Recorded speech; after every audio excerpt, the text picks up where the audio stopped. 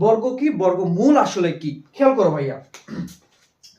আমরা জানি ধরো 2 এর উপরে আমি এখানে স্কয়ার করলাম, যখন আমি কোন সংখ্যার উপরে 2 দিচ্ছি, যখন আমি কোন সংখ্যার উপরে পাওয়ার 2 দিচ্ছি সেটাকে বর্গ বলা হয়। হ্যাঁ, সেটাকে স্কয়ার বলি আমরা ইংরেজিতে, আর বাংলাতে বর্গ বলা হয়। এখন দেখো 2 এর উপরে আমি বর্গ করলাম, স্কয়ার দিলাম, তো 2 এর উপরে স্কয়ার দেওয়ার কারণে আমি পাচ্ছি হচ্ছে কত, 4।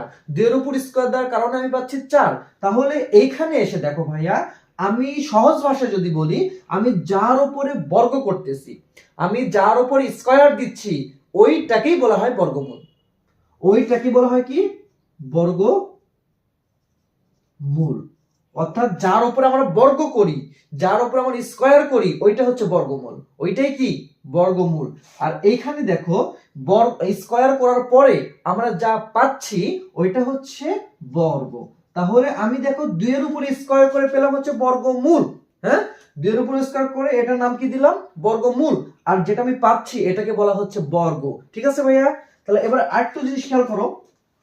অথবা সংখ্যা এরকম থাকে যে একই রকম সংখ্যা, একটা সংখ্যাকে ওই একই রকম সংখ্যা দিয়ে যখন আমরা গুণ করি, গুণ করার পর আমরা যা পাই, ঠিক আছে, যা পাই এইটাকে বলা হয় বর্গ।